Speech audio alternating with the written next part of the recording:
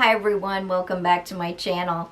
This is the second time I've tried to do this video because my battery died. I think today is a good day to re-examine Camus' The Plague in light of the COVID-19 coronavirus. I think that there are so many similarities between that book and today's coronavirus that it could keep you busy comparing them, thinking about them, ruminating what could we learn from this book to apply to today. Also want to say to anybody who wants to subscribe to my channel and you're going to school, maybe you've been assigned this book, don't be afraid because I think that I hide my subscribers from other folks. So I can see who's subscribed to my channel, but nobody else can. So your secret is safe with me if you want to subscribe to my channel. How does Camus' The Plague compare to today's coronavirus? Oh boy, buckle in. In the book, the plague starts in a city called Oran, which is a coastal town. And it's described in the book as a smug, placid little business center. It's a poor town, so there are goods going in, there are goods going out.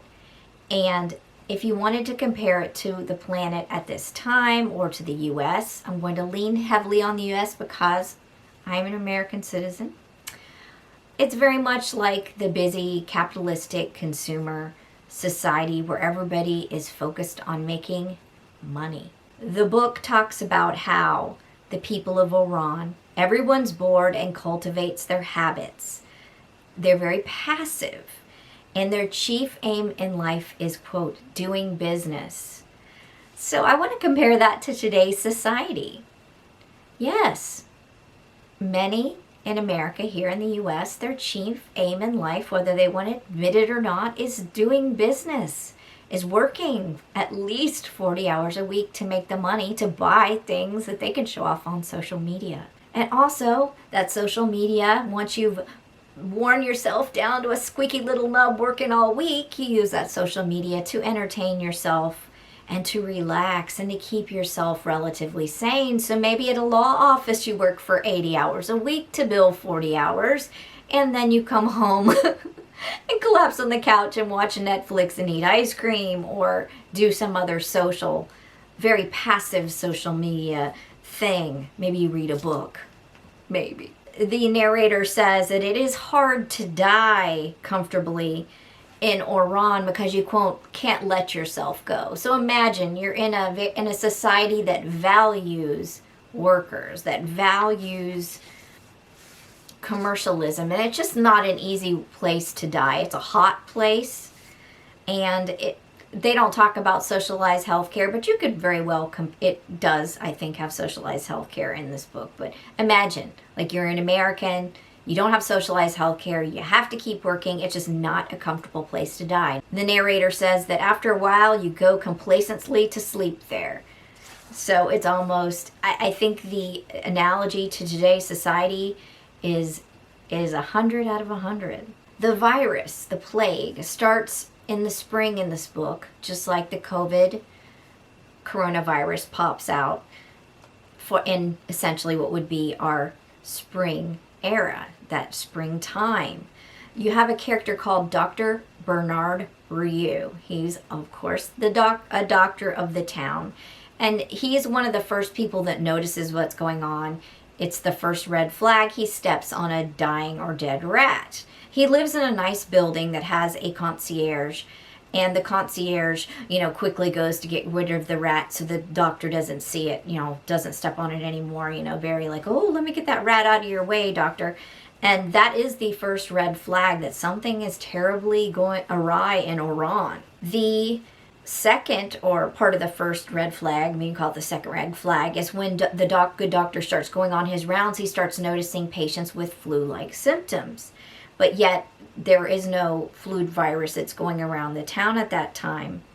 And these symptoms are really high fever, but then after he starts seeing the buboes come out, he knows that it's not that, it's probably a plague virus. but it takes a while to develop that line of thinking, because at that time they thought that from areas that the plague was eradicated. So that wasn't their first go-to thought.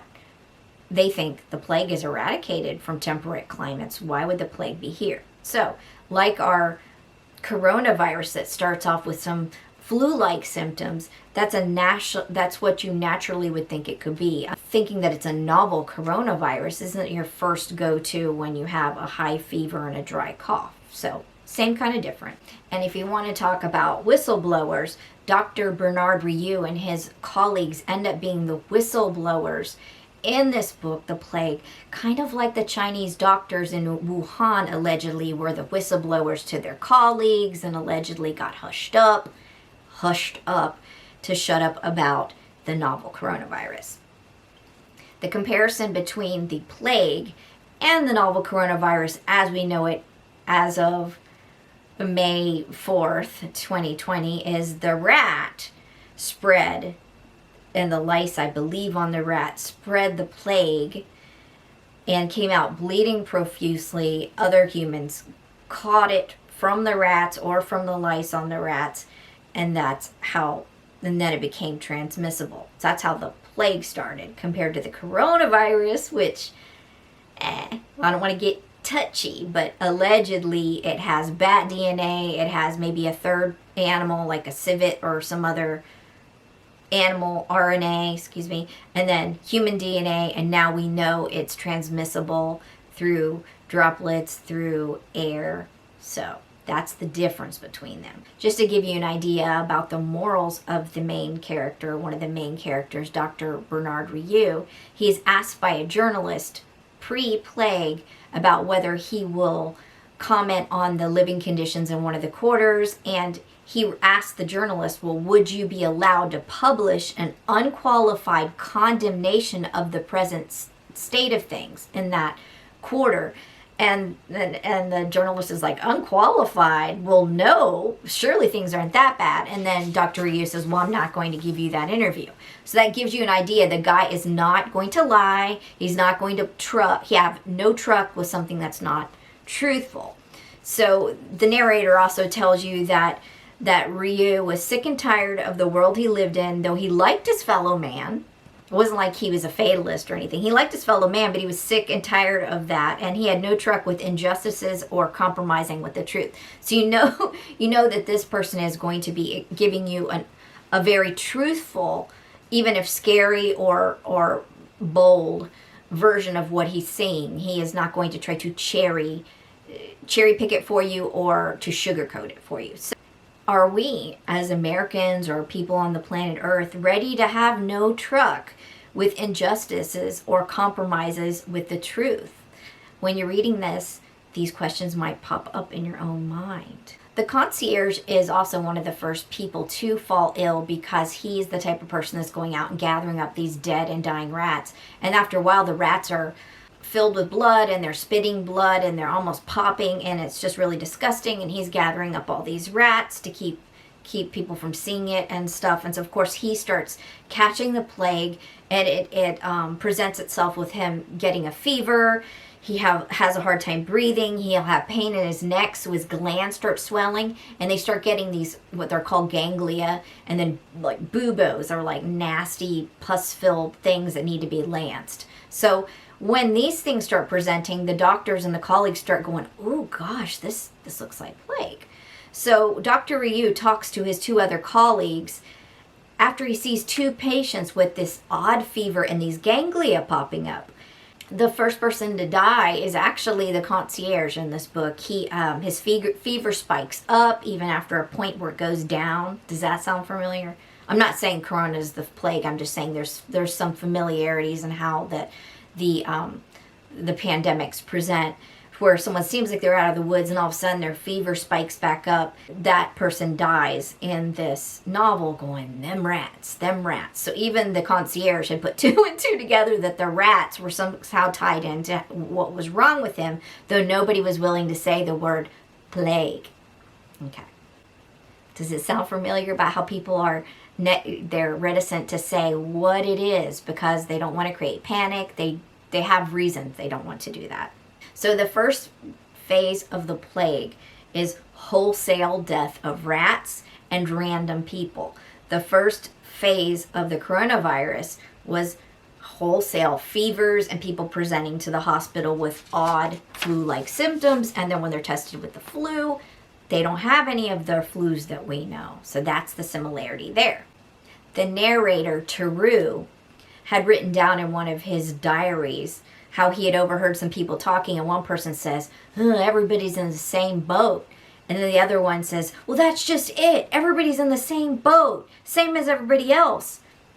Exactly. A lot of folks now are getting into that part of this. I don't know if it's a stage of grief, but they're starting to get around to the fact that, oh my gosh, on this planet, we're all in the same boat. And that scares them because they have maybe spent their whole lives working and saving and whatever and having classes of people, now realizing, we're all in the same boat. This virus does not care if you're rich or if you're poor. Coronavirus doesn't care. Plague didn't care either. Now, granted, if you're rich and you've got the coronavirus and you can stay in a bunker, the chances of you not catching it are higher than someone that has to go out and be homeless or whatever the story is, or they're having to go and put themselves out on the front line. But that was a common thing. We're all in the same boat. Oh shit, we're all in the same boat. Some people don't want to be in the same boat with you. So Dr. Ryu suspects that due to the serious turn in these fevers with the deaths, he calls his other colleagues together. He's had 20 fatal cases. This is a small port town that's highly unusual. And he asks the other colleagues if they've seen cases of inguinal fever. And they said yes, they've seen cases of fever. And so he really was like saying, let's get people put into isolation. Let's do something. But he's poo-pooed right out of the gate. He's poo-pooed. No, you're being hysterical. No, doctor, no. You're exhausted. You're nervous, doctor. Just go home and go to sleep, right? The time you lose by not looking something in the face and calling it what it is and doing the prophylactic measures that you could do. So Ryu was talking to one of his colleagues, and he said, the public mustn't be alarmed, but you know as well as I do what this is. And Castell was saying, they're going to tell us that this vanished from the temperate countries ages ago, like long ago. They're not going to want to believe that this is the plague, but it needs to be called out by its name. The narrator says this: everybody knows that pestilences have a way of reoccurring in the world, but it's hard to believe that one would crash down on our heads out of a blue sky. And even the Dr. Ryu, he struggles with this. He struggles with the concept. He's a doctor, but he struggles with the concept that he's going to be living through a pestilence. Plagues and wars take people equally by surprise. I would agree with the plague part on that for today. Yeah, it takes you by surprise, huh? Like, who thought you'd be living through a pandemic here in 2020 and watching this and living through a pandemic? It's hard to wrap your mind around it. The Oran townsfolk were wrapped up in themselves. They were humanists by habit, I guess, but they hadn't taken any kind of precautions for this, just like here in the U.S. This is not something that we think about. This is not something, a lot of folks don't have stores of food or supplies or even savings. And until you see or experience this, it truly is hard to fathom it. And the doctor and the officials that Ryu was trying to talk to would say things like, a few cases don't make an epidemic. How much time do you lose by dicking around when you know something is completely awry? Another person puts forth that there's not a gram of plague serum in the entire district, so there's no use in freaking people out and panicking with people. Just like saying we don't have a vaccine, so don't tell them it's a coronavirus, a novel coronavirus, because we don't have a vaccine. Do you think that the virus cares? No, it doesn't care. It doesn't care. Then Dr. Ryu, he and his colleagues are going to the government officials, trying to convince them they need to do something. And there's a pivotal part in the book where it's almost like who's willing to put their neck in the line. He's saying, call it a plague. His older colleague's saying, essentially, both of them were like, I can't believe this, we've got to call it a plague. Then the officials essentially saying, well, then you call it a plague. You put it down on there that that is the plague. Otherwise, we're not going to do anything. So nobody wants to be the one to take responsibility. The doctor doesn't want, until he has the bacillus gene on a little slide, he's not wanting to necessarily be the one to say, yeah, this is what it is, before he sees the science. But then the government says, until you're willing to be the one to put your neck on the line and say it, I'm not going to do anything. So there's a long point of impasse until it becomes obvious. Like, all the rats in the town come out and spurt blood and die all over the place. They can't even get the rats burnt fast enough. People are all getting buboes and sick, and it becomes blatantly obvious that there's something completely wrong. Since the analysis didn't match the plague bacillus they had probably on one of their little old slides, like they used to have like glass slides with the bacillus. Yeah, I know. You guys are going to be like, okay, boomer. Yeah, but it didn't match the old bacillus they had. So since they didn't have that, nobody was willing to pull the trigger. And so they were at least saying, hey, at least put in safety measures. You don't want to call it that. You don't want to freak people out. You don't have a vaccine. You don't have a plague serum. At least put in some safety measures. So what they do is the government puts like these pieces of paper tacked around town, and they're not even consistent. Like, they're just, like, I think Ryu had to go looking to try to find where they put them. So they didn't put them anywhere.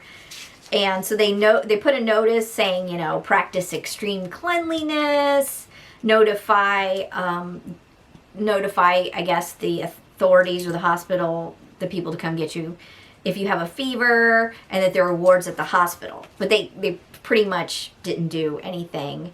And they had long debates on whether the prophylactic measures should be put in place, kind of like what we do. Prophylactic, you're wearing a mask, you're wearing gloves, that's prophylactic.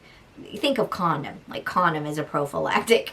You put measures in place, you keep social distancing, the normal things like that.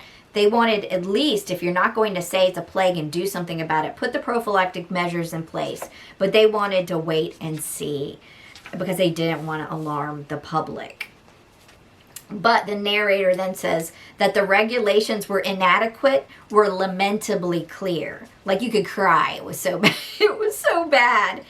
I mean, the wards became full. The same government people that wouldn't do anything about calling it a plague, all of a sudden were using the schools as hospitals.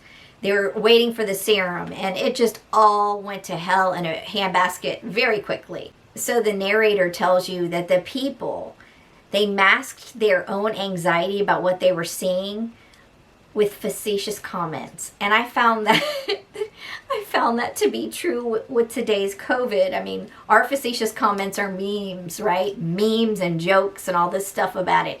You're scared and you're having anxiety, and they haven't named it as what it is. You just know something's terribly awry, and so you start making facetious comments, not taking it seriously enough. They were waiting for orders, and the bureaucratic red tape couldn't be cut. And then it finally is, when all the crap blows up, and there's no denying it. You've got people with buboes, and they're dying left and right, and you can't pop the buboes fast enough and get the fever down. A telegram goes forth. Now, for Boomer here, telegrams are like Twitter, even shorter, and it would just be words, stop at the end of the sentence, words. So it was proclaim a state of plague, stop, close the town, stop. So it was just like, all that time they could have spent doing prophylactic measures and getting everybody situated with their families. Nope, once it blew up, it was just like, plague has shut the town down. And people were split off from their families. Half the family could be one place, and then the other half is stuck in Iran. Dr. Ryu and his wife were separated because she was off at a health clinic. Oh, I mean, it was crazy. And then once that happens, it's almost like a martial law thing, where if you're trying to leave because you didn't live in Iran, say, too bad. You could have the plague. The plague doesn't care that you're not a citizen of Iran. And they're, having to shoot people that are trying to escape the town. So you have the separation of people. You had a crowd of applicants trying to leave, and this goes on throughout the whole 18 months or so of this book, like, people eventually calm down, but there's always somebody that's trying to leave saying, oh, I'm plague free, have the doctor certify it. Well, no. And so all the correspondence was forbidden. And back then, correspondence was letters, but so you could carry the plague through the letters. So all they had was phone booths. There was like one phone booth or whatever, and that gets cut off except for if somebody's died or an extreme emergency to tell the outside world. But they had telegrams, and that's all they had to communicate with the outside world. So be blessed that you weren't back in old plague times when you were really locked down. That is real scary stuff. At least you have social media. You can see the faces of people through Skype, FaceTime, Snapchat, whatever. So the plague forces inactivity on people that are not used to being inactive. They're in exile. They have a sensation of void within, and they hearken back to their past. This book is so interesting on how it looks at memories and how people focus on what it was like pre-plague and who they missed and who they didn't miss and who they're having to be around that they're tired of being around, and people who were ready to get divorced before the plague all of a sudden find new life in their relationships. And it's a fascinating study on memory, on human memories. I haven't read The Plague since I did the review that's also on this YouTube channel. So it was like late last year, I believe. And it has stuck with me. I didn't even have to look at the book to remember how well this compares. There is a long period where the town is shut down. I believe it's 18 months without looking. And the plague ends up burning itself out through the quarantine. People thrive. They find ways to make themselves useful. They find new occupations. Some with we're all in the same boat concept. They have, like, say, a guy that's wanted by the law who thrives during the plague because he'd essentially been hiding out and pretending to be somebody else, but then he wiles out whenever the plague ends and they're opening the town up again because he feels like the law is going to come back at him. There's just so many really good comparisons. And it's not a scary book. It's a very humanistic book. You feel for the characters and you feel for their predicament. And I never thought I would live through a pandemic to compare this to something else. But yeah, it's a great book. I highly, highly recommend it. There also is a vaccine or a serum that comes through, and Dr. Ryu ends up being there to watch it, given to a child, because when you're doing something new, you want to see how efficacious it is, and the child actually dies. But we don't know how this ends in our world now. We don't know if there'll be a second wave. We don't know if there'll be a third wave. We don't know if this is going to be endemic to a yearly situation. But I think that what you can learn from Camus The Plague is that there is a base humanity, not base as in low, but base as in like a standard level of humanity, that you realize what's important to you and what isn't important to you, and relationships are important to you. And that's a lot of what Camus is able to show, just that you can get back to learning a lot about your fellow man and caring for your fellow man and just doing what you can and being a survivor and keeping your hopes up. And I even think that even though Dr. Ryu started off, the narrator said that he started off sick and tired of the world he lived in, though he liked his fellow man, he had no truck with injustices. Of course, he still, throughout the book, he still fancies truth-telling and being a straight shooter. I think that he maybe even starts to like his fellow man a little more, and maybe that's how it'll turn out with us. Maybe we'll find a new normal that's better than what it was before. But I hope you like this comparison of Camus The Plague to COVID-19 as of May 4th, 2020. And if you did enjoy this, I hope you'll subscribe to my channel and push that like button. There's a bell there that subscribes, and you just get notified next time I upload a video. And without further ado, I hope you have an excellent day. Bye. Thanks.